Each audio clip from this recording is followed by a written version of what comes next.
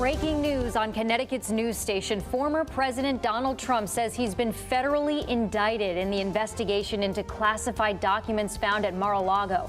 The latest details tonight. And we remain in Weather Watch alert mode for areas of dense smoke. It is improving in parts of the state, though. We'll talk about where we go from here and when it finally clears up coming up. And state leaders trying to crack down on rising street takeovers in Connecticut. We'll head to one town to hear some potential solutions. Breaking news now on Fox 61, Connecticut's news station. And we do begin with breaking news tonight of the first federal indictment of a former U.S. president. Good evening. I'm Ben Goldman. And I'm Jen Bernstein. Thank you so much for joining us. Former President Donald Trump says he's been indicted on charges of mishandling classified documents at his Mar-a-Lago estate. Fox 61's Brent Harden joins us in the Breaking News Center with what we know so far about the indictment. Brent. Jen and Ben, the Department of Justice has not publicly confirmed this indictment, but two people familiar with the situation told the Associated Press that Trump has been indicted on 7 criminal counts. One person says Trump's lawyers were contacted by prosecutors shortly before he posted on his social media platform that he had been indicted. Now, this comes after a months-long investigation into whether Trump broke the law by holding on to hundreds of classified documents at Mar-a-Lago. Prosecutors say Trump took about 300 classified documents to the Florida estate after he left the White House. That includes about 100 found during a raid of Mar-a-Lago last August. The indictment puts the DOJ in a politically tense situation as Trump campaigns for the Republican presidential nomination. Trump has already been indicted in a separate case in New York. He also faces other investigations in Washington, D.C. and Georgia.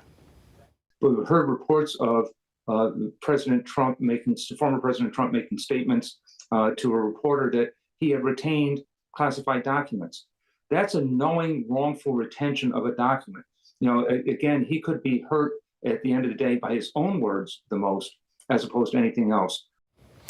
Now, in his post on his Truth Social, Trump says he is an innocent man and accused the Biden administration of election interference.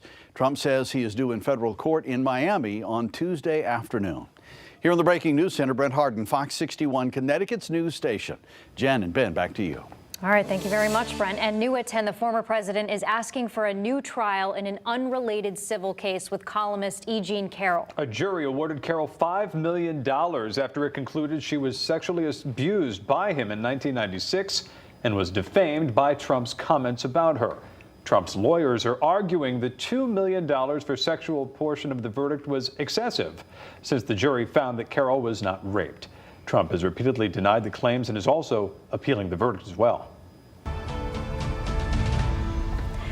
Another big story tonight, we have an air quality alert as Canadian wildfire smoke continues causing problems here in Connecticut. More than 400 wildfires are burning across Canada tonight, many of them in northern Quebec. About 20,000 people have been forced to evacuate there. Canada is on track for its worst ever wildfire season as more than 9.8 million acres have burned. That's roughly 15 times the annual average of the past decade. The U.S. has sent more than 600 firefighters to Canada. Other countries like South Africa, Australia, and New Zealand are also helping out. That wildfire smoke is affecting more than 75 million people in the U.S. as far as the Midwest and the Southeast. And as the haze gets lighter here at home, that smoke doesn't disappear. It goes now to Europe. Greenland and Iceland have seen smoke since June 1st, and officials in Norway are getting ready for it as well. It doesn't just disappear. Back here at home tonight, a live look at New Haven this evening. Much less smoke over the Elm City compared to last night, but there are still concerns about the air quality across Connecticut, especially for those people with breathing issues. We have live team coverage of the smoke lingering over our state this week. Fox 61's DeAndrea Turner is in Hartford to show us how UConn's medical school is helping people keep the air in their homes clean. But first, we do want to go to Chief Meteorologist Rachel Frank to tell us when this smoke will finally leave us. Rachel. Well, I have some good news. news to start. The worst of the smoke is officially over and behind us. We saw some big improvements in the air today, especially this evening. We have a little bit more to go into tomorrow morning before we can finally start to kind of breathe a bit easier as we head closer to the weekend. So we're still watching that into tomorrow morning, especially for southern Connecticut. So following some of the same advice as today, including limiting outdoor exercise, keeping the windows closed. By afternoon, most people may be able to kind of go back outside again, resume outdoor activities, unless you fall into a sensitive group. That includes people with respiratory issues like asthma, the elderly, and sometimes younger kids can have trouble breathing. But this is the best air quality that we have seen in the last few days. Moderate levels in Litchfield County, and a lot of the northern half of the state is in that unhealthy for sensitive groups category. It is still, though, unhealthy for some along the immediate shoreline and parts of southern Connecticut. But this is the direction our air is coming from. So we're gradually going to push this out of here through the evening tonight and through the day tomorrow. Watch as that smoke continues to dissipate. This is Friday morning, a little bit left over. It might take some time for that leftover smoke to clear, but there is no fresh smoke plume overhead during the day tomorrow. It just continues to push out of here. So when is it officially gone? Completely out of the upper levels of the atmosphere, it may take until this weekend, but for the smoke at the surface, I think we're going to see some big improvements and some deep breaths as we head into the day tomorrow. We are tracking the chance for scattered showers and thunderstorms for your Friday. We'll walk you through it coming up. All right, Rachel, thank you. We'll see you in a bit. As we mentioned, hundreds of firefighters from the U.S. are north of the border now helping Canada fight these wildfires. While New York City and Philadelphia were the hardest hit by the smoke earlier this week, Washington, D.C. appeared to have the worst haze for a major U.S. city today. President Biden says he's offered more help to Canadian President Justin Trudeau to put out the fires. I've decided dictated a national interagency fire center response to Canada's request for additional firefighters and the fire suppression assets such as air tankers. The smoke is expected to clear off the East Coast Saturday morning, just in time for the weekend, but central and western Pennsylvania are expected to get the worst of it tomorrow. And new at 10, UConn's medical school is helping keep people protected from the wildfire smoke. UConn Health gave indoor air filters to prevent the smoke from getting into homes there. Fox 61's DeAndrea Turner joins us live outside of the State Department of Public Health in Hartford. So how do these filters that they're giving out today work, DeAndrea? Well, the DPH, they say that this is a great modifier. Like, it's something that was going to clean out the air from the smoke that's coming in, and UConn Health that gave them out today.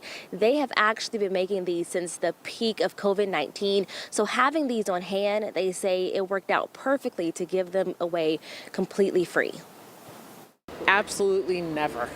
Never seen anything like this before. As smoke from the Canadian wildfires continue to impact Connecticut, people are still feeling the effects of the smoke and poor air quality. Eyes burning, throat hurts a little bit. My husband's kind of had the same thing, feeling like a little short of breath. Experts say the air quality can be bad for anyone's health.